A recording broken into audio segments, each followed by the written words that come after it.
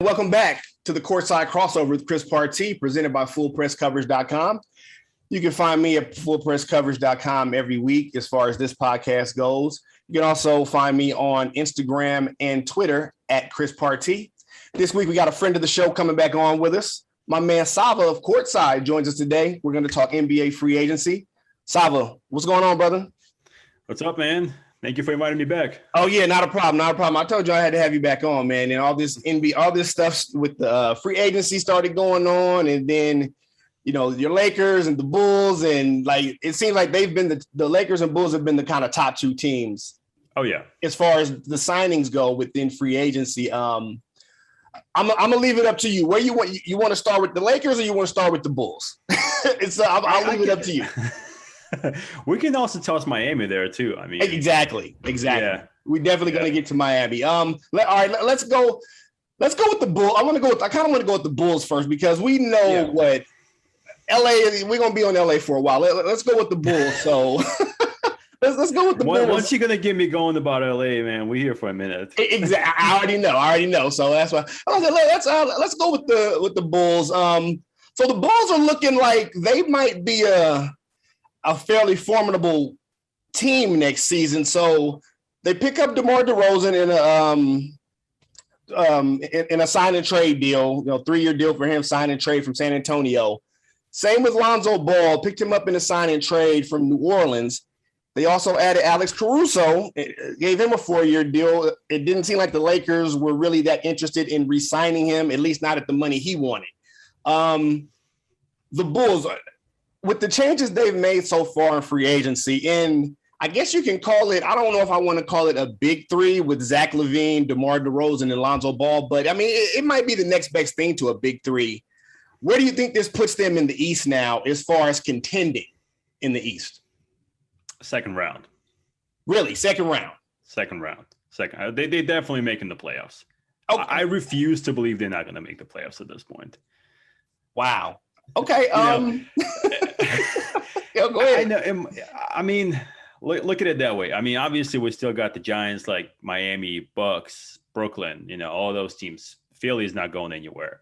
But 5th seed, 6th seed, I mean, we're right there. I know Atlanta made it pretty far, but we'll see how it's going to go with them this year.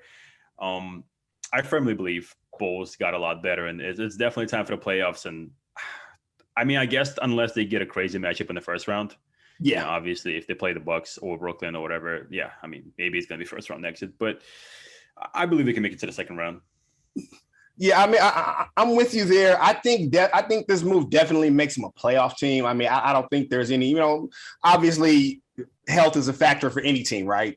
If your main guy's got to stay healthy for the most part. So taking that out, I think it definitely makes them a playoff team. I can see them. I think their ceiling is probably the 4 seed as far as this season coming up, and anywhere from 4 through 8, I could see them. They should be able to, get to 6 and not have to deal with the play-in. But again, you just never know how the ball bounces going with them. I've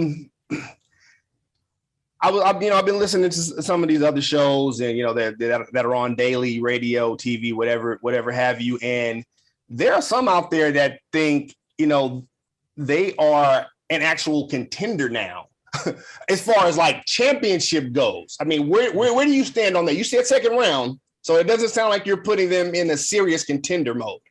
Yeah.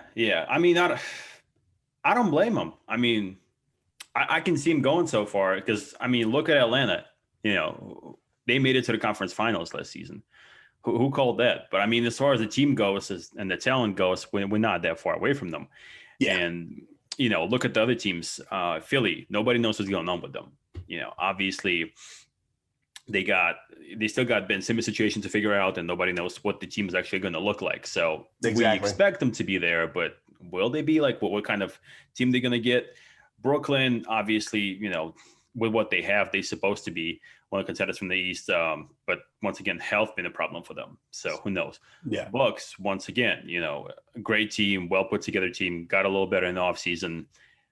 But the way they won, that there were so many close calls that there's a chance. I mean, if Phoenix made it, I mean, Obviously, I don't want to say like as long as everybody else going to get injured, they get the contenders. But who knows? Plus, Zach LaVine. I didn't tell you, but I'm a huge fan of Zach LaVine. I Okay. think he's one of the next best things in the league. You know, Okay. he's definitely he's stealing his MVP. You know, I don't want to call it for next season, but at the same time, I mean, why not?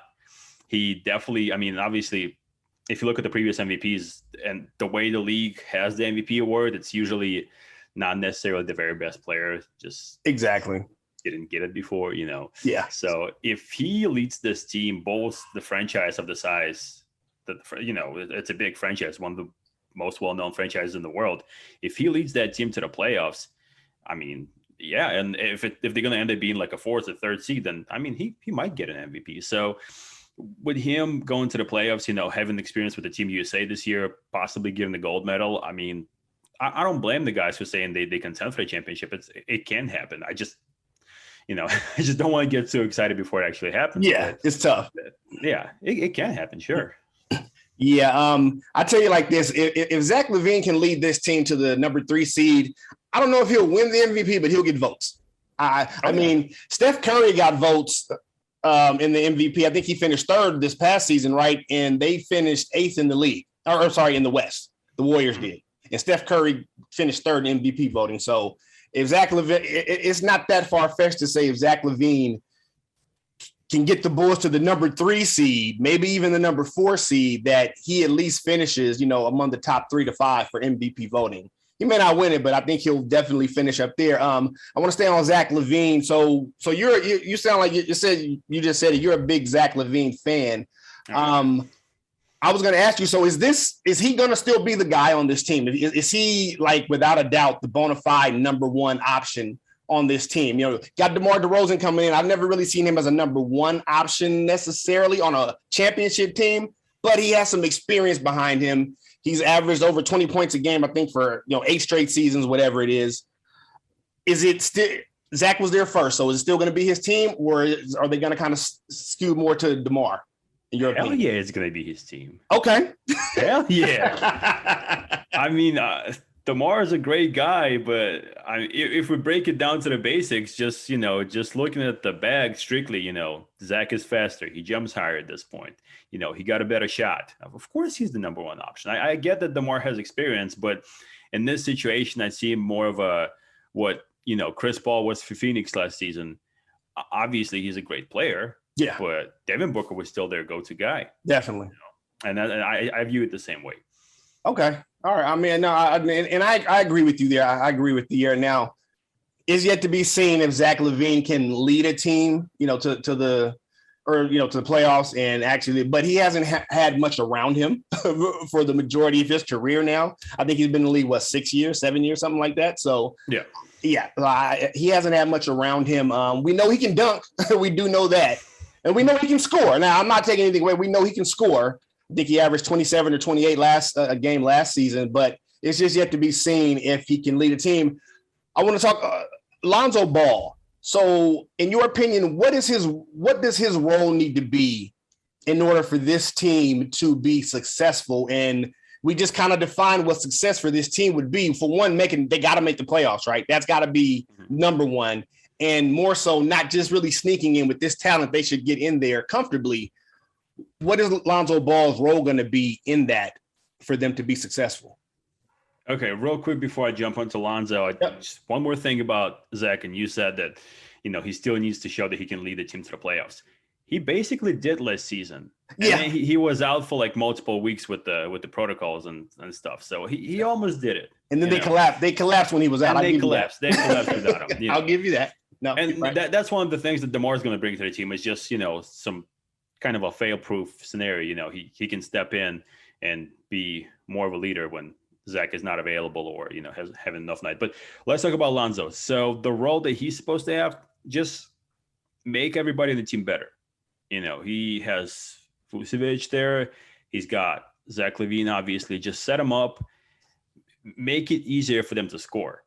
You know, just so they don't have to struggle for a bucket every time they go. And whatever he's shooting, whatever scoring he can provide, great. But it's mostly just playmaking and defense. You know, that's at least in my view, that's what we should expect from him. From Lonzo, yeah. And I mean, to be fair to him, his shot and his scoring have gotten a little better since he's been in the league these last, I guess, almost 5 years now that he's been in the league. Fair enough to him. I think a big thing for Lonzo was being able to leave LA. I think there was too much pressure on him in LA. I don't know how you feel about that. Mm-hmm. And a lot of that was coming from his father, and nothing against his father. I think what people don't like LeVar, or they do, whatever, however you feel about him. But I think that he's had a big hand in his sons making it to the league. I think that's a great thing. But I think there was a lot of pressure on Lonzo that I just don't know if he could have lived up to it as far as staying in LA. So I think him being in smaller markets, even though Chicago's a big market, it's still not LA now. I think that'll still be better for him. You know what I mean?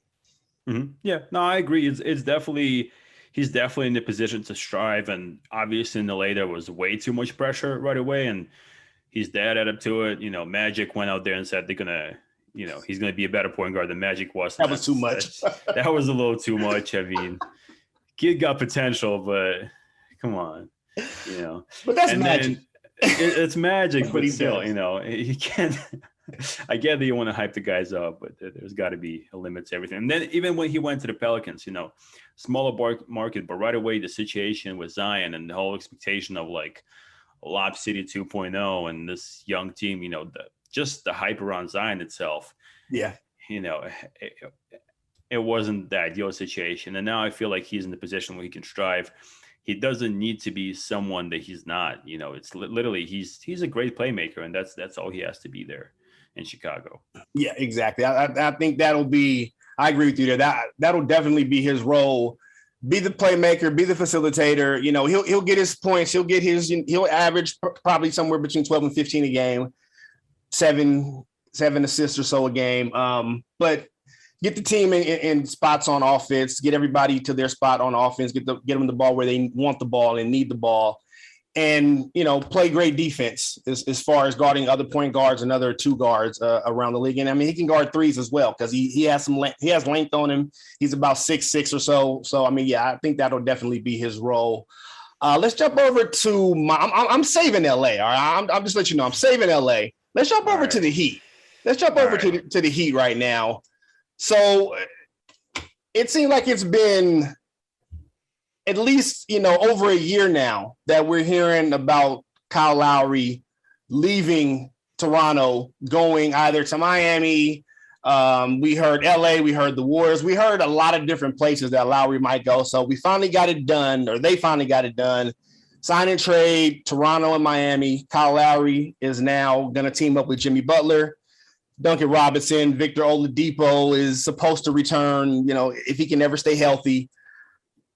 Bam Adebayo, obviously. The Heat, so kind of the same question I asked you with the Bulls. Mm-hmm. We got the Heat now, we're really, as far as the calendar year goes, we're less than a year removed from them making the finals. It's 2 seasons now, obviously, but we're less than a year removed from them being in the finals.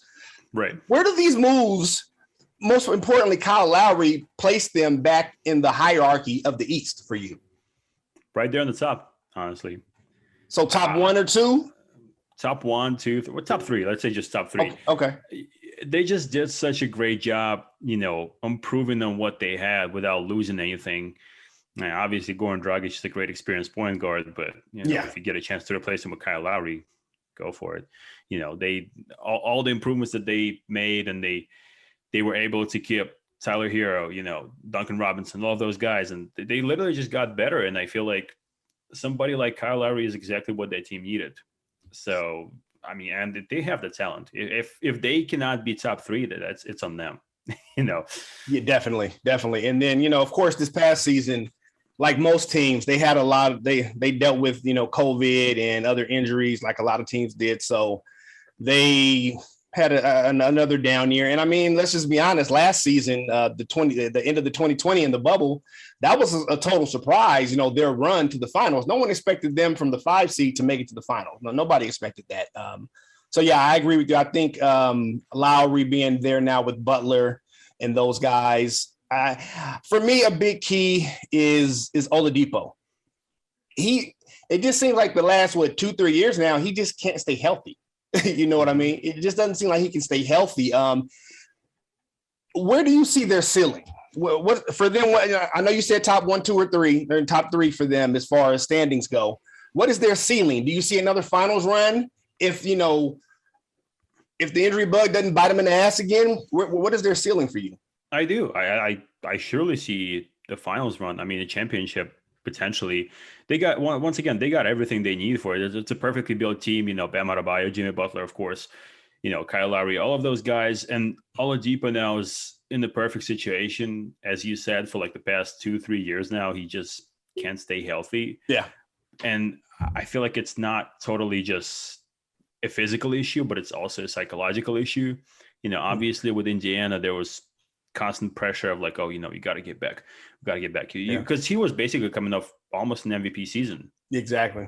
And then, okay, we got to get him back. We got to get that guy back, the MVP, and then we're going to make a long run in the playoffs or whatnot. And so there was pressure. And then same with Houston, oh, well, we got that big guy to replace James Harden. And that's pretty big shoes to fill, Yeah. If you ask me. So, and then at the same time, I was like, yeah, you gotta be a new James Harden, but at the same time, you got to get healthy. It was just a mess and just lack of direction with the Rockets. And now in Miami, there's literally no pressure on him. I mean, if he turns out to be healthy, and I don't want to say half, but yeah, half of what he was before, great. If he doesn't, I mean, they still, I still see them as a contender even without Oladipo, to be honest. That's just cherry on top. Really? So, yeah, look at what they have. They have the big three. When we're talking about Chicago, we saying closer thing to big three. This is an actual big three. Okay. Kyle Lowry, Jimmy Butler, Bam Adebayo, 3 All-Stars. That's a big three. Nobody is too old. And everybody, they're not like guys with the injury problems and stuff like that. So that's already a good core. And then you have guys like the shooters that they have, all of that. And if you get Oladipo, great. If you don't, I mean, that's all right. But if they do, it's an overkill. I mean, it will be a loaded team. Yeah. So I see him making it to the finals if everything goes according to the plan, honestly. So do you even see them, competing and actually holding their own against the Nets? And it's in the playoff series. I'm talking about playoff series here. Right. That see here. I mean, well, this is the type of question you can ask about literally any team and make somebody uncomfortable. I mean, even with the Lakers, I mean, if the Nets are healthy and they playing the way they're supposed to be playing, and nobody can really stop that. It's tough, but we just haven't seen that before. We haven't seen them gel, and we haven't seen them all being healthy at the same time. So who knows? But with Miami, that's probably where Oladipo comes and play more, because he's definitely going to help with guarding, because Kyle Lowry he's good on defense, but he's guarding Kyrie and James Harden. That's tough for anybody. Right. It's tough for anybody. Let's say you put Kyle Lowry and let's say Kyrie, who's going to guard James Harden? I mean, Jimmy Butler, okay, fine, but then you have Kevin Durant. It's tough matchup, but yeah, I mean, if everything goes according to the plan, everybody's healthy. I mean, if any team in the East, the way they are right now, it's them. Miami, yeah, right. It's Miami. I'm with you there, and I mean, if I had to pick right now, I would still go with the Nets, honestly, just because those three, I just think, I mean, now they haven't done a ton to add anything in free agency right now. I know they don't have a lot of space to play with. They actually sent Spencer Dinwiddie, coming off an ACL injury, sent him to Washington. So they no longer have him now.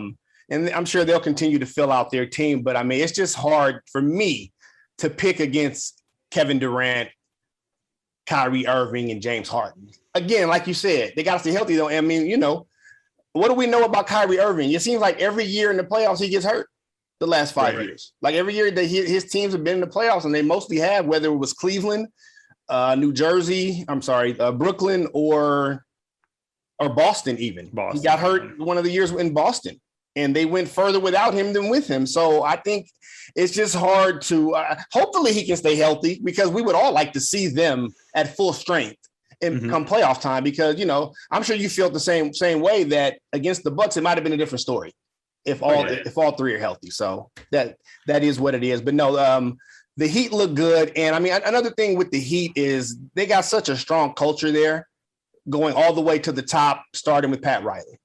Right. They just do. They have a strong culture. And it seems like Jimmy Butler just fits that place perfectly. Mm-hmm.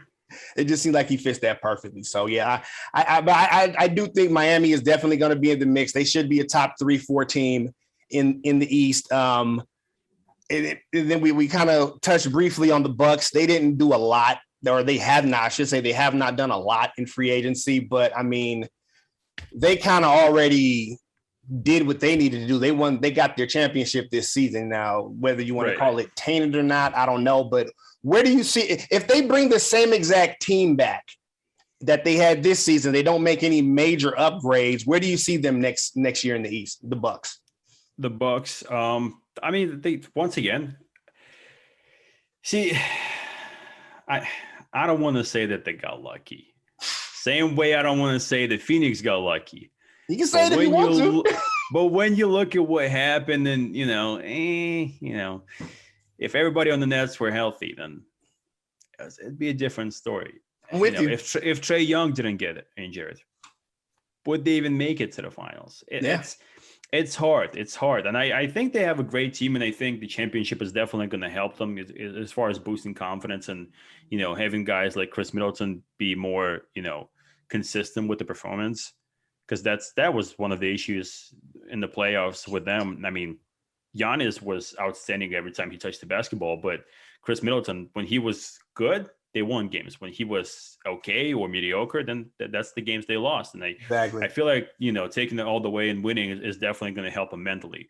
And I can't blame him. I mean, he started with the G League, and all of a sudden he's supposed to, be the second best guy on the championship team. And it's tough. I mean, it's hard for everybody. So with them, I feel like they got better. The only puzzling thing about them is why they let PJ Tucker go. Yeah. He was such a good fit. Yeah. And he went to Miami, and that's another plus to Miami. And that's literally a guy, when we're talking about culture with Miami, that's the guy that's made for that culture. He's, and it's not like Miami paid him a shitload of money. No. So I don't know why that happened. I mean, maybe he knows some we don't, or whatever. Maybe he just got tired of Milwaukee's weather. I've been to Milwaukee. It's not the most exciting place to be. So some people used to different lifestyles. So who knows? I mean, plus he got his championship. He can just enjoy his last couple of seasons in South Beach. So exactly that's one miss that they took. They brought Bobby Portis back. So I feel like, once again, they it's going to be a big season for them. Same way it's going to be the big season for Phoenix Suns, because I'm personally not a fan of saying like, they got lucky because of the injuries. But at the same time, if we look at the facts, they did. and now, they can either prove that, no, it wasn't because of the injuries. We actually are like that, or they're going to just prove the other point. And so we'll see. It's hard to call saying with the East, especially, so many good teams and so many variables and so many things can change. And even going back to Brooklyn, I feel like they had a great offseason. I mean, they brought Patty Mills. Yeah. They weren't getting Dinwiddie back. That was kind of obvious. I mean, he was going to get the bag somewhere. He got on Washington. Sure. I mean, if I was him, I wouldn't be playing behind Kyrie and James Harden. And what would it? 10 minutes a game? I mean, they didn't overpay Bruce Brown. They brought James Johnson from Miami, who's kind of a replacement for Jeff Green, and they got a great roster. I mean, so they improved. So it's hard to be firm on predictions as far as the East goes. Yeah, and saying like 1, 2, 3, 4.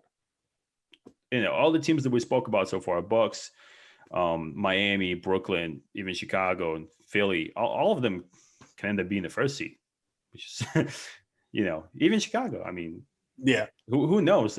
Who knows with Zach, the way he was progressing every season and now coming off potentially getting the gold, starting on the Olympic team, he might be even better. He should. I expect him to keep improving, honestly. I mean, he's really just hitting his prime the last maybe year or so. So yeah, I expect him to keep improving. Yeah, definitely. Right.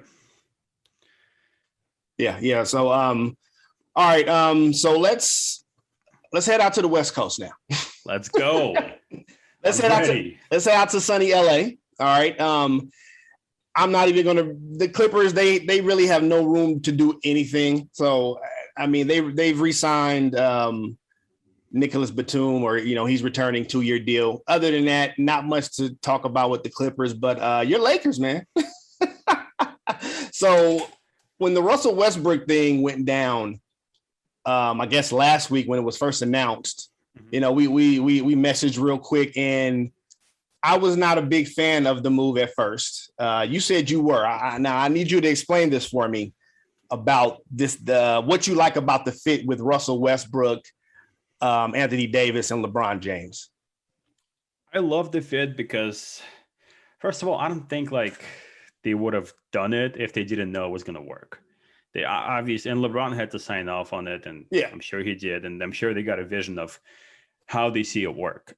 For me personally, I would just prefer them to embrace what they have and not trying to be what they not. So go back to the team that they had, the season that they won. Not necessarily the best 3-point shooting team, but dogs on defense. A big, aggressive, mean team. It's going to get you into foul trouble. They're going to bully you. They brought Dwight Howard back for that reason. And with Russ, they just have to embrace it. I mean, people saying who's going to shoot threes, they don't have to shoot threes. Just be that team. The pick and roll with Russ and Anthony Davis that's bad. I mean, bad. I mean, in a good way. Exactly. Yeah. Yeah. It can be ugly. For other teams. Yeah. Not a lot of teams can guard it. Now, the point that I was making with Russ, where he's really good with playmaking, is LeBron is very good at setting up shooters, right? Because he drives, kicks out, wide open. Russ, he's really good at utilizing those classic big men, not the new stretch fives, Jenkins and whatnot, like those. But the classic big guys like Dwight Howard, Andre Drummond, those guys, he takes them and he squeezes everything he can out of them, because the way he drives to the basket, you either have to foul him or he's going to either take it to the rim or he's going to dump it, and there's going to be an easy dunk by Dwight Howard. And that's just how I see it. Yeah. And obviously when the deal happened, everybody was like, oh, they got to sign shooters. You can't sign shooters. It's not that easy. It's, they cost money. Especially the good ones. Not a free. Lot of money. They're not free. And they're not going to go for the veteran minimums, only a few ones will. So with the fit, once again, I see them embracing what they have and just being a tough team, a fast-paced team, and most importantly, the number one defensive team in the league once again. Yeah. And I think with some of the other pickups that we'll get to in a minute here that they made, it points to them maybe going back to that, using their size, like when they won the title in the bubble last year, using their size to their advantage and just being bigger than every other team for the most part, because they were. Teams just didn't have the size up front, especially to deal, with their small four, LeBron, AD, and whether it was Dwight Howard or JaVale McGee at the time, teams just didn't have the size to deal with that. And it looks like that's kind of what they're going back to. So as far as for me on, the thing I worry about with the Russell Westbrook fit is I just wonder, and I know we hear all the right things now. I'm a team player. I'm here to, I'm here to win. All these things that we hear when guys go to a big three, usually someone got to take a step back. I mean, Russ is going to be the number 3 option. There's really no way around that. He's the number 3 option. Is he going to be able to really accept that for the entire season? I mean, we saw after one season of being the second option in Houston with his buddy James Harden. I mean, they both are from LA, came up, they knew each other before all of this. They'd had enough after 1 year. You know what I'm saying? Now, whatever else went on there, and they're still friends, of course, but whatever happened there is what happened. They had enough after 1 year. Russ had to go back, as he said, to being Russ and playing his way.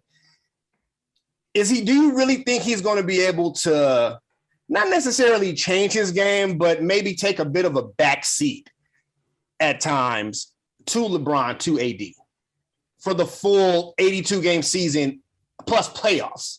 Mm-hmm. Honestly, I don't think he needs to take a backseat for the 82 games.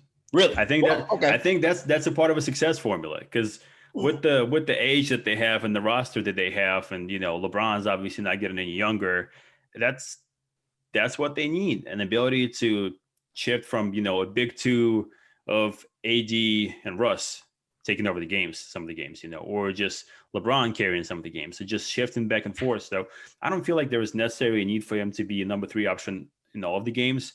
If anything, he's gonna help LeBron get some rest, and that's what their team's gonna need, especially come to playoffs time. Now the problem is with the playoffs, because that's when he's gonna have to stay number 3 option, and that wouldn't know the answer to. I mean, as a Laker fan, I'll say yes, he will. It's going to be wonderful. You want him to, right? It's going to be amazing. He was born to be number 3 option, but I mean, at the reality, we don't know. And nobody can say. It's just what it is. Yeah, I mean, I guess like anything else, we'll just have to wait and see, I guess, because again, we love talking about these things. It's the off season, so we still got another 2.5 months before they even start back for the regular season. But we love to talk about these things because it's fresh right now. So the Lakers, they weren't done there. They weren't done at Russ. This week alone, they brought in Dwight Howard, or brought him back, I should say. Right. Brought back Trevor Ariza. I'm just going to go through the names here. Carmelo Anthony. Finally, I mean, we've heard about this potentially happening since the Heatles. He was supposed to be the option over Chris Bosh to go to Miami back in the day, 2010. But he declined. He wanted to still have his own team. Now, I'm sure if he could go back, he might change his mind and do something different, but we'll never know. Malik Monk signs a 1-year deal. They brought in Wayne Ellington, Kent Bazemore, Kendrick Nunn, and then they still have Taylor Horton-Tucker, who returns on a 3-year deal. Out of these names I just named, so we're leaving Russ out of this, which is the biggest move here that's going to help them the most towards winning the championship for you, out of the names I just went through that they picked up? Oh, can you hear me? Carmelo. Oh, you said Carmelo. Okay. Yeah. Really? Yeah. Even at 30, even at 37. Even at 37. Because he's the most dangerous when he's left unchecked. And when you have the team with Anthony Davis, LeBron James, Russell Westbrook, he's going to be left at times. Oh, yeah. And that's what's going to make him dangerous, in my opinion. The other guys, I mean, Malik Monk can definitely be a very, very explosive addition to the team. He's still pretty young and he's got a lot of potential. So that's the other guy I would pick. But other than that, yeah, Melo. I mean, with the experience and everything. Yeah, I'm gonna put a caveat to that. I'll say offensively, Carmelo.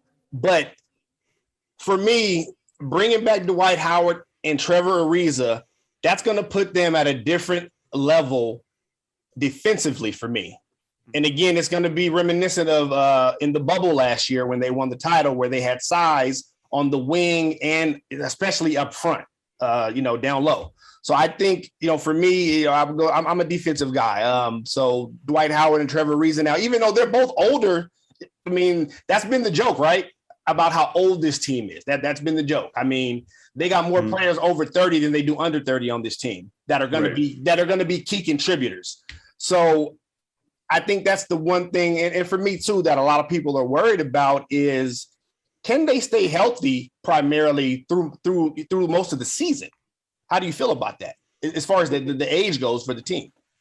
Well, that's where I see, once again, that's where Russ fits and, Melo, because both of them going to be able to spread the load a little bit and make sure nobody's have to do too much until the playoffs. And that's the key for the team. If you look at the roster, I mean, I think it's a beautifully built team.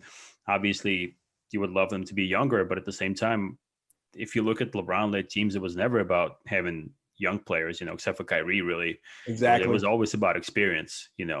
He made James Jones play till he was like 68, knocking down threes in the corner. Mike Miller, those guys had no business being in the league. He was like, nah, run it back. Oh, man. You're right. He brought back Chris Anderson from the rehab and turned him into one of the better defensive centers in the league. I mean, come on, it's easy to make fun of the team and saying they too old at the same time, but I don't know if you've seen that online. If you look at the starting five alone, on the average age, Nets are actually older. Okay. Yeah, Okay. well, if you count down Jordan as a starting center for them, which nobody knows if you will, but it's a funny little thing. And the whole thing with this team, I mean, when they were building in the summer, they're not worried about Phoenix. They're not worried about Utah Jazz. They're not worried about the Clippers, especially. The only team they wanted to build to actually be able to beat was Brooklyn. Yeah. That's what it comes down to. Yeah. I mean, they well aware that if they were healthy last season, I mean, it's easy to say because they weren't, and if they were healthy, it would be different.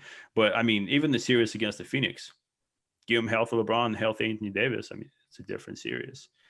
And then Utah and everybody else. So it was all about gearing up to play against the big three in Brooklyn. And that's what the team was built for. They literally brought, I mean, whew, I'm getting excited thinking about this. Are you ready? No, I feel you because, you look at, because I'm looking at the lineup here as far as like the roster. And I mean, you look at these names. I mean, if this was even not, I won't even say 10. If this was 5 years ago, you're looking at a basic all-star team here, right? With the names, the names that they've added to this team. Now, most of them are a little older. They're definitely well into their 30s at this point, but I still think they have enough. Are you ready to say that the Lakers are the definitive favorite out of the West going into this season with what you've seen so far in the offseason for them? Yes. Yes. Yeah. So I would dare you to name another team that's better in the West. So you're not worried about Phoenix, you said? No. Utah, no. No. I mean, the only other team, and even with the Clippers, even with Kawhi, it would have been tough with all these names. But Kawhi, honestly, I don't expect to see Kawhi until close to the playoffs. If they're in the hunt. He hasn't resigned yet. I think he will. I think he will, but he hasn't resigned yet. Yeah, so right. It's not a definite. Yeah. Yeah, I'll say that. There's one team in the West I'm worried about. Who? Denver. Why? Why Denver? It's a very well put together team, and I mean, we haven't seen them at 100. I mean, we've seen a little bit, but with the guys like Michael Porter Jr. only getting better, obviously the season Jokic had, and now having Jamal Murray back, I think it's a young team, it's a hungry team, and they don't have any egos, like what the Lakers, the whole Russ thing is it going to work out? They don't have that. They got to figure out basically, and they can make some noise. Will they? That's a different story. But out of everybody in the West, that's probably the only team that can really cause trouble to the Lakers because they are younger, they possibly more athletic, and they have elite playmaking there at the center, which not a lot of teams have. So, yeah, no, you're right, and Jamal Murray should be back by the I'm thinking for the start of the season. So. Yeah, they do have a very well-built, well-structured, and well-coached team. They're a very well-coached team. They just didn't have the dogs this last year with Jamal Murray being out for the season halfway through. They just didn't have enough to make a deep playoff run. I'll throw a team at you from the West, and you can give me your thoughts. There's a lot of caveats with this team, obviously. The Golden State Warriors. Any chance for them if Clay can come back and be most of what he once was, and there's still talk about them, going after Ben Simmons as well. If they make any moves, do you put them up there as being even a threat to the? No, I mean they can definitely be a threat. I mean, even without Clay, they were a play-in team last season, which is already pretty impressive considering it's the West. And if Clay is what he used to be, and if they can get Ben Simmons somehow, which they'll probably have to give up a lot for that. But it comes down, from what I've been hearing, it's going to come down to what kind of roster they have, by the start of the season, how healthy they can stay, obviously. And with the Warriors, I think overall, the thing is, I feel like teams got a lot better at guarding them. They kind of changed the league with what they did, and all the shooting they had, it was a little overwhelming. Even before they got KD, even, Yeah. Oh yeah, exactly. Yeah. That team, it was a little different and teams weren't ready for it. Now I feel like everybody is a little more prepared for it and know how to guard it better. So, but we're going to have to wait and see with them what kind of roster they're going to have. Yeah. Sure. And I mean, speaking to your point there about how the Warriors changed the game, I mean, we're about 5 or 6 years into this era of shooting threes all the time. Mm-hmm. They won their first title without KD back in the 2014, 2015 season. So we're looking at about 5 or 6 years in now. And you're right. Teams have caught up to them because, the first couple of years, they just took the league by storm. Mm-hmm. But I think the real thing about it is they were so efficient at it with Clay and Steph shooting the three. It's not that they were just jacking up threes. They were making them well over 40% as far as the three go and over, close to 50 or over from the field overall. So, yeah, that was just different and teams hadn't seen that. So by the third, fourth year, even though they picked up KD, everyone else was kind of doing the same thing, shooting, a million threes a game. And that's basically where the game has gone. I mean, if you go on down, hell, if you go play a pickup game right now, most everybody thinks they're Steph Curry, right? Right. So I mean, that's what it is. Yeah. You a hooper, so everybody thinks they Steph Curry now. And I see it every day. What you say? I see it every day, basically. Yeah, exactly. So that's pretty much where the game is. For me, a big thing with them again is Clay. I don't worry about his shooting. His shooting will be fine. I worry about his defense and his lateral movement. Mm-hmm. coming off ACL and an Achilles back to back.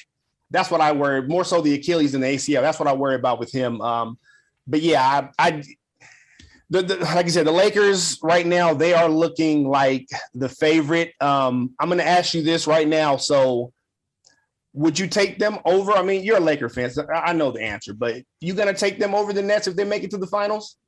Yes, I will. Even if they're not fully healthy? Well, depends on what you mean by not fully healthy. I mean, if LeBron and AD are going to be there, yeah. But I mean, some of these other parts, like Dwight Howard or Trevor Ariza, some of the ancillary guys, because they're going to need those role players too. They're going to need everybody, and that goes to my point that I was making about them building this team to play against the Nets in the finals. They know damn well they're not going to outshoot the Nets. No, nobody can. So they want to bully them. That's the character of the team. That's what they're going to try to do. Just be bigger, just be meaner. And yeah, the guys like Trevor Ariza are going to play a huge part of it, Yeah. So of course they're going to need everybody healthy or as healthy as they can get them. But if we're looking at the big three versus big three and the rest of the roster staying about the same, then yeah, I'll take him. I'll take him over the Nets. And well, one big piece that we're still waiting for is Andre Iguodala. Yes. Because nobody knows what's going to happen to him. The latest report I've seen it was between Nets, Lakers, and Golden State. So yeah, a buddy of mine just sent me, like right as we were about to go on, he sent me a link to I think a social media post where they were announcing or reporting on the top 3 teams for Andre Iguodala, and I kind of think he may end up going back to the Warriors. Then that's just my opinion. But I mean, that's yet to be seen. I just wonder how much he has left. You know what I mean? Because that run, again, we're a few years removed, and he was already older during that initial run with the Warriors, and we're a few years even removed from the 2019. They're 2 years removed from that when they lost to Toronto, and 3 years from the last one they actually won. So I just wonder what he has left, and if it's going to matter as much. You know what I mean? Right. Because, with Iguodala in general, I mean, a lot of people, especially younger fans, think that Golden State Iguodala, that's the Iguodala, the prime one. No. Look up the Philadelphia Iguodala. that was the player. He playing with AI, yes. I mean, he's not going to be that. He's not going to be what he was in Golden State. But I feel like on the limited role, strictly as somebody who can contribute on defense and contribute, especially with the Lakers, to the identity that they have, big bullies, he fits there perfectly. Yeah. No, but you're right about that. And I hadn't thought about him in Philly in a long time. But yeah, for all the youngsters out there, just go Google Andre Iguodala and go back to the first 5-6 years of his career in Philly. He led them to the playoffs at least once or twice, I remember. And yeah, I mean, he was a beast. Let's just put it like that. I mean, he was a beast offensively and defensively. He wasn't just a defensive guy in his early days. Yeah, he was a beast. So he could jump too. Was that? He could jump too. Oh yeah, I mean he was one of those jump through the roof kind of guys. Yeah, he was on Sports Center, top 10 frequently, during the for some kind of dunk or whatever it was during the regular season back in his early days. All right, I want to jump into last one here.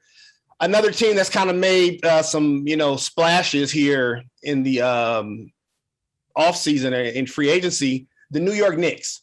Now, They gave Julius Randle his extension, so he's paid. He got his money. They bring in they got Evan Fournier, re-signed Derrick Rose, and they also bring in Kemba Walker, who's a hometown favorite because I think he's from the Bronx, right?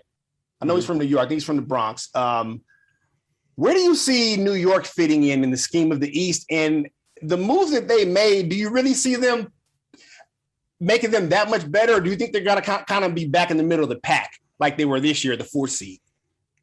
I'm not that hot on them, honestly. No. No. I mean, I'm not hot on Kemba. No, really?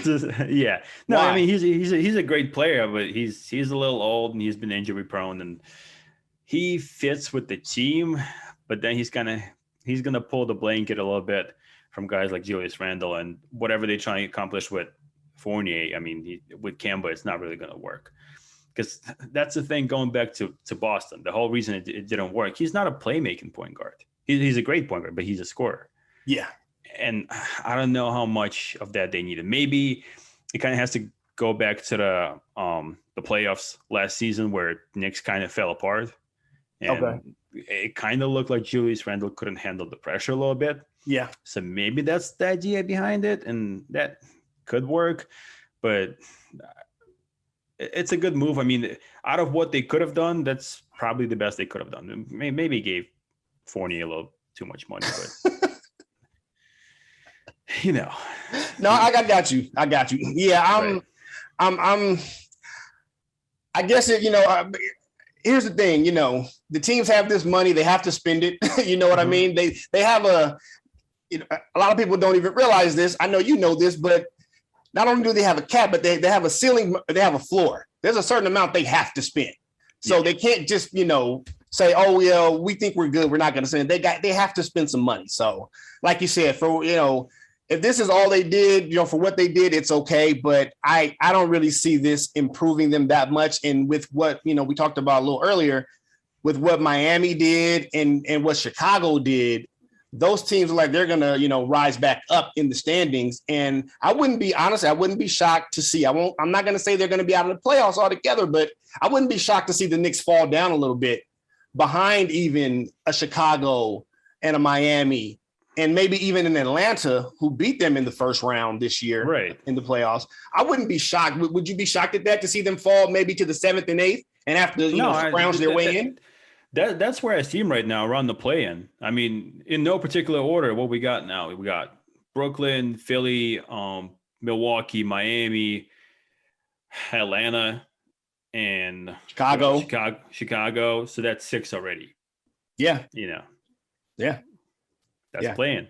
Right. Exactly. There. Yeah. So that's, and then, so, I mean, that's where I'm kind of seeing them. So, but New York loves it because, again, Kemba Walker is a New York City kid, born and raised there. So they love it. I just don't know how far they're going to go with this team. And again, Julius Randle is still, in my opinion, probably going to be their lead guy, even with Kemba being there. They're going to ride Julius Randle's coattails. And I agree with you. I think the moment was a bit too big for him in the playoffs. I do. Yeah. It might change going forward. Sure. I mean, he maybe, now that he's going to make it to the playoffs again, it's going to be a different story. And, it's always easier to be confident in yourself when it's not just you, Yeah. Kind of like what people were saying about Steph, the most dangerous Steph and when they are by 20, because he makes everything at that point. And that's just psychology. When you're not the only player that keeps them there in the playoffs and not the only reason they're winning, it's easier. So maybe when we're looking at that, guys like Fournier and Campbell are going to help big time from him. I mean, yeah, it can happen as well. But the way it is, yeah, I don't see making it way too far, you know. Yeah. I mean, they're a team that I could see, you know, it might be another first round and out, or hell, it may be just the play in and that's it for them. That may be it for the Knicks this year. Play in and they're out. And then look at the Hornets. I mean, they're a little too young, but they have a decent roster. Yeah. You know, we didn't even mention Boston. Oh, so yeah. I gave you 6 teams, you know, and then we have Boston, and then we have Charlotte, and then, well, Washington's not there anymore. But in the East, who knows? So, yeah, it's going to be tough for them to make it to the playoffs in the first place. If they will, great. But a lot of it's going to have to do with the way Julius Randle is going to develop and how he's going to approach next season. Exactly. No, I definitely agree with you there. Before I let you get out of here, I want to jump back to the West real quick. Mm-hmm. The Dallas Mavericks, they haven't done a lot in free agency, and it just feels like they still need to find Luka Doncic. They need to find him a real number 2. They have not done that. I can really see them falling farther in the West coming up. I mean, he's one player. He's a great player. Don't get me wrong. Mm-hmm. But look at James Harden all those years in Houston. I mean, he was able to do only so much, just dragging everybody along. You got to have help. And we've heard rumblings about Luka, not really being happy with the franchise. You know, mm-hmm. Now maybe he has a coach in Jason Kidd now that he likes, another former point guard who can, you know, pass some things down to him, help him out a little bit. But do you see him staying here for the long term? Honestly, with the way things are going, they haven't gotten him any help. It's too early to say for sure, but if the trend's going to continue, yeah, I mean, it's going to be very hard to keep him there. He wants to win, and you can tell he really wants to win. Yeah, definitely. And he's doing everything he can for the team. He's only getting better with his amount of talent, and just the way the league is right now with, you know, big threes and stuff like that. You can see him just looking at it in a year or two and just saying like, nah, why do I have to try so hard? Yeah. You know, and especially, you know, every other team will take him. Oh, yeah. So, yeah, there's not a team in the league that I don't see, if they know he's on the market or potentially like fed up and done, I don't see one team in the league that says, no, we're going to pass. Right. Well, right. Well, the whole thing, just to defend the Mavericks a little bit, what could they done, you know, this offseason? There wasn't that many free agents for them to choose from. And, true, you know, it was hard to begin with. Get Kyle Lowry, how much more of a difference that would make? Yeah. None, you know.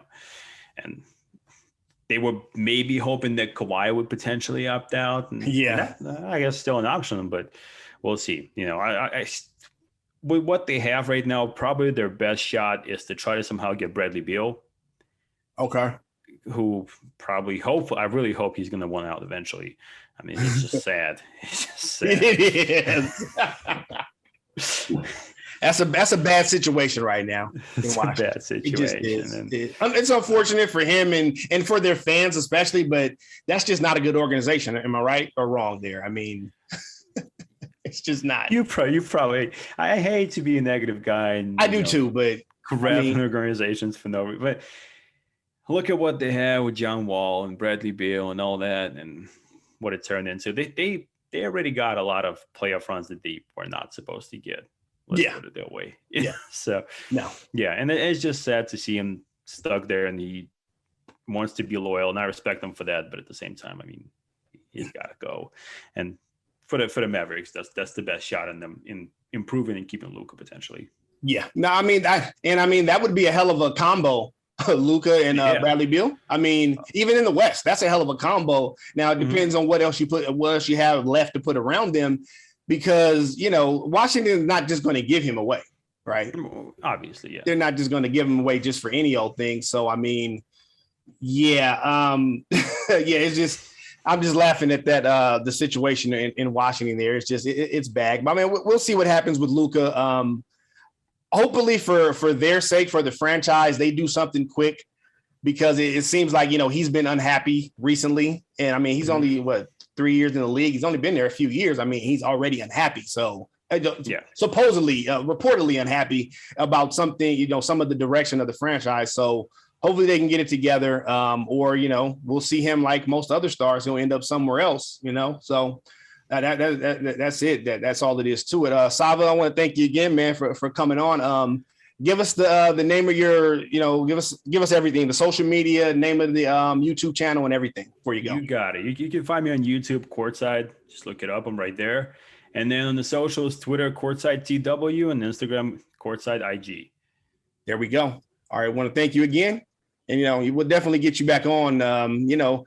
Hoops is there. Everything is year round now. So this stuff it's always in the news. There's always something going on. So we'll definitely have you back on pretty soon. All right. All righty, man. Pleasure to be here.